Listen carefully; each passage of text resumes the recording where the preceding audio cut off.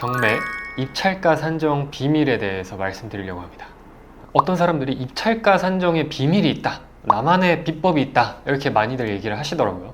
근데 그게 아니다 라는 거. 제가 입찰가를 최근에 이렇게 산정하고 많게는 제가 2등보다 한 2억 정도 더 써서 낙찰받은 사례가 있었어요. 감정평가는 약 50억 정도에 나왔는데 매각은 78억에 했습니다.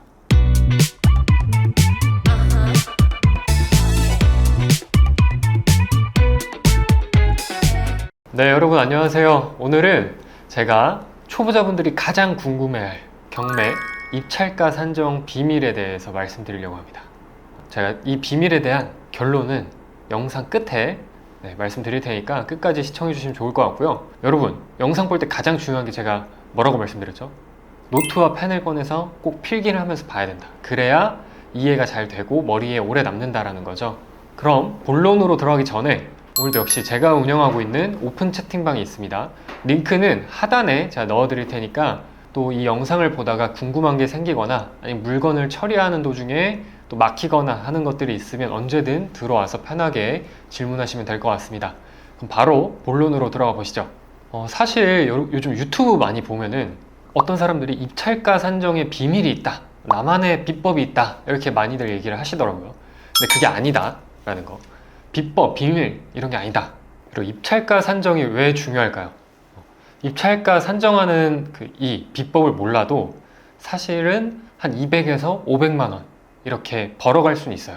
그냥 단순히 내가 시세 차익만 바라보고 아니면 초보자 레벨 1 정도의 물건만 계속 처리를 하는 거죠. 근데 그럼 어떻게 되죠? 지금 포기한 분이 영상을 보고 있을 수도 있고요. 그 포기한 분들 왜 포기할까요? 바로 이 레벨 1단계에서 벗어나지 못하고 계속 그런 물건들만 하다가 지쳐서 나가 떨어지는 거예요. 첫 번째, 여러분이 이 영상을 안 보시면 이렇게 나가 떨어진다, 결국엔. 그러면 우리가 이 영상을 보면 또 얻는 게 있을 거잖아요. 그럼 얻는 게 뭐냐라고 얘기하면 이 영상을 보고 입찰가에 대해서 이해를 하기 시작하면 이제 그 다음 단계로 넘어갈 수 있을 거예요. 그럼 다음 단계에 넘어가면 어떻게 되냐? 바로 수익률이 높아지면서 돈을 훨씬 많이 벌 수 있다는 거죠. 한 건 할 때 초보자가 200~300만 원, 500만 원 이렇게 벌 때 그 다음 레벨에서는 2천만 원, 3천만 원, 4천만 원 이렇게 버는 거고요. 그 또 한 단계 넘어가면 이제부터 5천, 8천, 1억 이렇게 넘어가게 되는 거예요. 저도 초보 때는 1억을 벌었다고 한 사람을 보면은 너무 부러워 미치겠는 거예요. 왜 그 사람은 도대체 어떤 생각을 했고 뭘 했길래 1억을 벌었을까? 근데 이걸 알고 나니까 아무것도 아닌 거예요. 그냥 이런 기술과 이런 사고방식을 가지면 몇백에서 1억까지 넘어갈 수 있겠구나를 알게 된 거죠. 그래서 제가 핵심 내용은 영상 뒤편에 또 소개해 드리도록 하겠습니다. 네, 여러분, 제가 가장 많이 듣는 질문 중에 입찰가 산정 어떻게 해야 돼요, 대표님? 아니, 대표님 거 보니까 그 2등이랑 한 1억, 2억 이렇게 차이 나도 수익이 잘 만나던데 도대체 입찰가 산정 어떻게 해야 되는 겁니까? 라고 많이들 물어보시더라고요. 입찰가 산정을 구조를 이해하지 못하는 분과 이해하는 분의 차이점을 말씀드리도록 하겠습니다. 입찰가 산정 구조를 이해하지 못하시는 분은 감정가라는 게 있고 한번 유찰되면 이제 최저가라는 게 나오죠. 이해하지 못한 분들은 이 감정가와 최저가의 차이만 보는 거예요. 그래서 첫 번째 분은 무조건 싸게 사는 게 좋은 거니까 내가 최저가보다 한 1,000만 원, 2,000만 원만 올려서 싸게 먹어야겠다 라고 생각하시는 분이 있고요. 두 번째 분은 요즘 이 통계를 보니까 인근 낙찰가율이 한 80% 된다. 그럼 한 80% 수준에서 먹어야겠다 라고 생각하시는 분이 있습니다. 근데 이게 아니라 우리가 이해해야 되는 이 입찰가 산정 구조는 감정가가 아니라 시세를 기준으로 우리가 입찰가를 산정해야 된다. 즉 우리가 이 물건의 난이도를 고려해서 얼마나 수익을 먹을 건지를 산정을 해야 된다는 거죠. 일단 이 기본 틀을 이해하고 있으셔야 제가 뒤에 얘기할 원인과 왜 이렇게 산정을 하게 되는지 원인과 솔루션을 이해할 수 있거든요. 그래서 이 구조를 꼭 이해를 하셨으면 좋겠습니다. 자, 그러면 왜 감정가를 기준으로 보면 안 되는지 설명해 드리겠습니다. 기본적으로 이 입찰가 산정 구조, 즉 경매 구조를 이해하지 못하는 분들은 감정가가 곧 시세라고 많이들 오해를 합니다. 근데 그게 아니라는 거죠. 왜냐?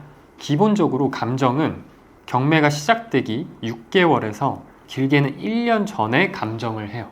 그게 경매 시작되고 감정가로 나오는 거죠. 우리가 지금 같은 이런 하락장에서는 어떻게 될까요?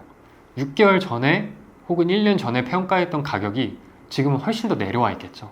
그러면 감정가가 현재 시세보다 높게 설정이 되어 있기 때문에 당연히 자연스럽게 유찰 횟수가 더 많아지는 거예요. 근데 기사에서는 이런 걸 가지고 경매 시장이 요즘 안 좋다 이렇게 평가를 하는 거죠. 그 기자분도 이 감정가를 제대로 이해하지 못한 거예요. 안 좋은 게 아니라 감정가가 6개월에서 1년 전에 설정이 됐기 때문에 고평가됐다. 그래서 유찰이 많아진 거다라고 보시면 됩니다.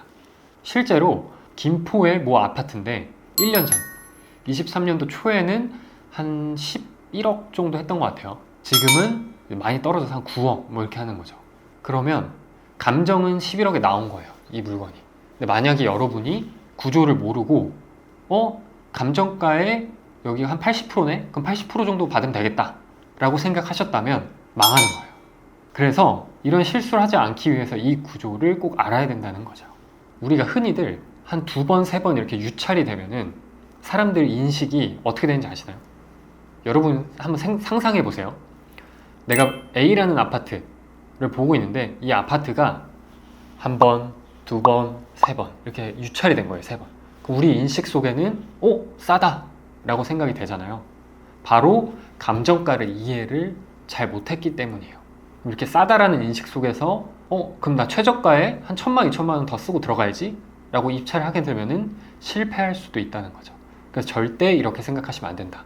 그래서 우리는 항상 시세를 기준으로 해서 입찰가를 산정을 하셔야 된다라는 거.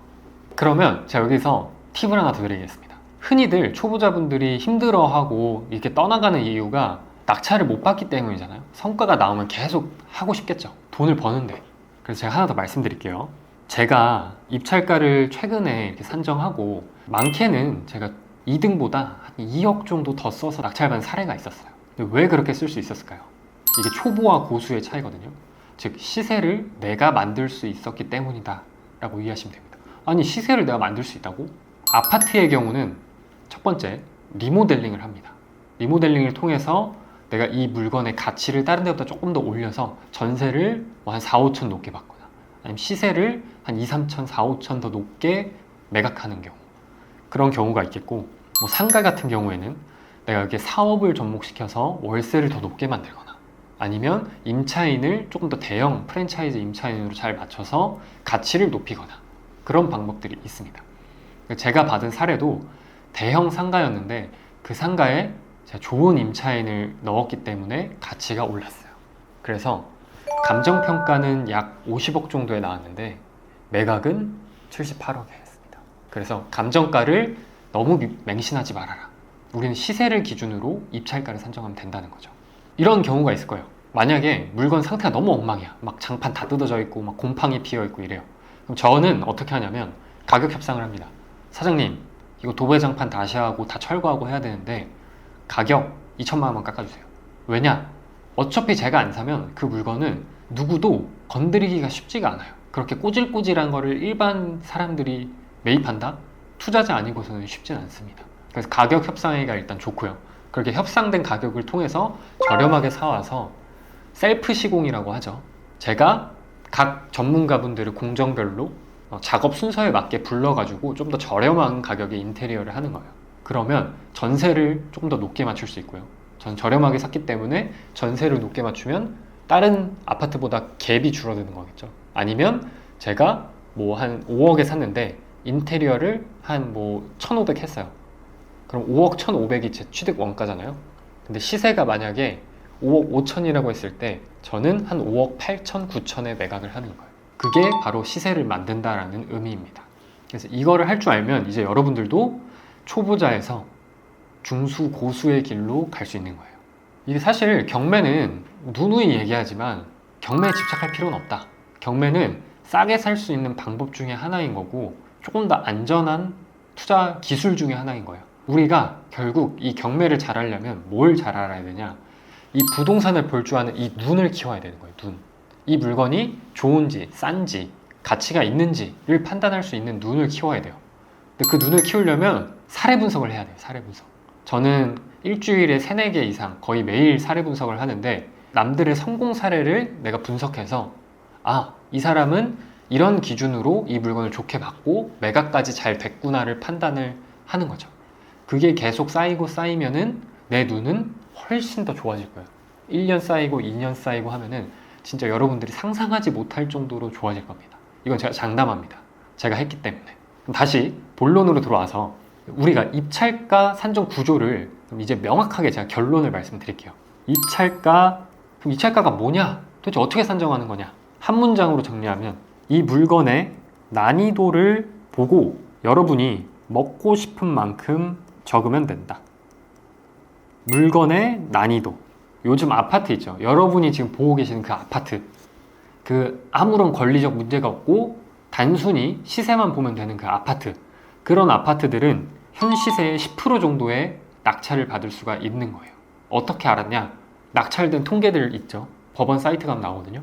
낙찰된 통계 보고, 그리고 제 경험, 제가 입찰했을 때 폐찰하고 또는 성공했을 때 경험을 종합했을 때 현재 이 경매 시장은 시세의 10% 정도 수준이다. 아파트는 2024년 1월 10일의 현재 시세, 이 시세를 기준으로 10% 저렴하게 받을 수 있는 게 경매다. 이걸 알아야 여러분들이 뭐 예를 들어 김포에 아파트가 나왔다, 내가 이걸 입찰할 거다 라고 하면은 내가 나 시세의 20% 먹을 거야 라고 하면은 터무니없다는 거예요. 어차피 폐찰한다는 거예요. 어떤 마음으로 입찰을 해야 되냐? 뭐 되면 좋고 안 되면 말고, 이런 마음으로 입찰을 하지 않으면 여러분들이 계속 폐찰하면서 결국에는 이 경매장을 떠나게 된다는 거죠. 그래서 이 난이도 파악이 중요하다. 이거는 현재까지 낙찰된 통계와 경험, 폐찰과 낙찰 경험들을 통해서 산정할 수 있다는 거. 그래서 물건의 난이도를 보고 그 다음에 먹고 싶은 만큼 산정하는 거예요. 제가 아파트는 시세의 10% 저렴하게 받을 수 있다고 했죠.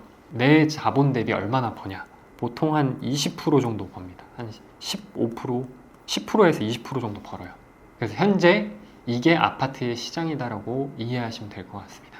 다시 한번 정리하면 입찰가는 물건의 난이도를 보고 그 다음 내가 먹고 싶은 만큼 쓰는 거다. 이게 시세의 10%를 벗어나기가 쉽진 않아요. 왜냐면 경쟁이 심하기 때문에. 오히려 이게 줄었으면 줄었지 이거보다 더 갭이 벌어지진 않습니다. 근데 만약에 예를 들어서 경상남도 양산에 있는 물건이다. 그러면 서울보다는 당연히 경쟁이 좀 덜하겠죠.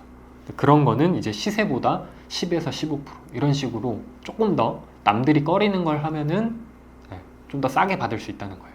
그리고 물건의 난이도를 측정하셨으면 먹고 싶은 만큼을 적으면 되는데, 이 말도 초보자분들은 어려울 수 있을 것 같아요. 먹고 싶은 만큼 적어라. 그럼 제 기준을 말씀드릴게요. 저는 이렇게 보통 정해요. 내가 3개월 안에 팔 수 있다. 그러면 한 20% 정도 수익률, 6개월 정도에 내가 이걸 팔 수 있겠다 라고 하면은 한 40% 정도, 그리고 1년 정도 걸리겠다 라고 하면은 한 60% 정도 이상 되는 것들을 합니다.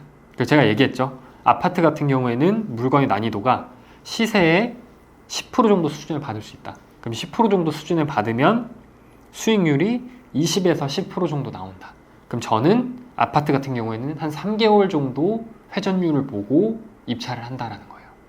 혹은 난이도가 좀 있는 뭐 유치권이나 아니면 지분 물건이나 이런 난이도가 좀 있는 것들을 통해서 수익률을 더 높인다라는 겁니다.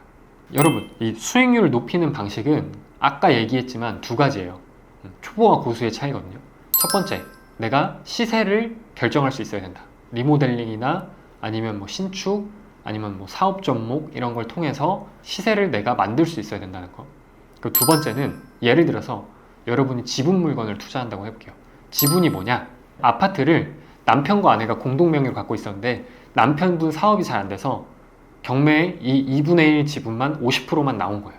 이렇게 지분 물건 같은 경우는 보통 시세의 60에서 50% 수준에 매입을 할 수 있어요. 왜? 사람들이 꺼리기 때문에 이렇게 저렴하게 매입을 할 수 있다는 거죠. 즉 물건의 난이도죠. 이게 바로 물건의 난이도가 일반적인 것보다 높기 때문에 조금 더 싸게 받을 수 있다는 거.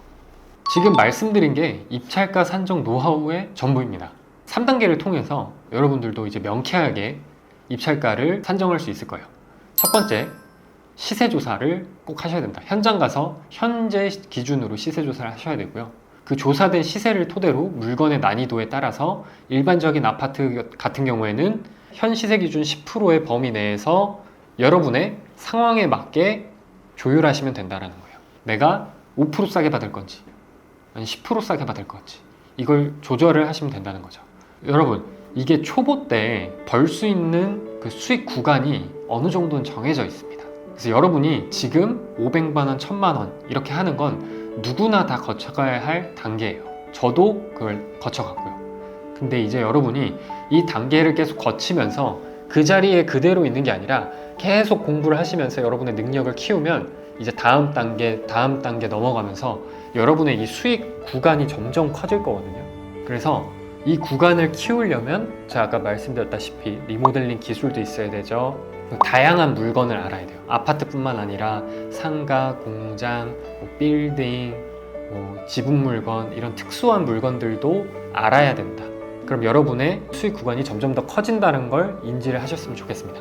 지금 포기하지 마시고 또 초보자 레벨 1단계 구간에 맞는 수익을 실현을 하시고 그래서 그 다음 단계 가기가 너무 힘들다 이런 분들은 단톡방에 들어오셔서 저랑 같이 온라인 미팅도 하고 또 현장도 같이 가보고 이러면서 또 실력을 같이 키워 가셨으면 좋겠습니다.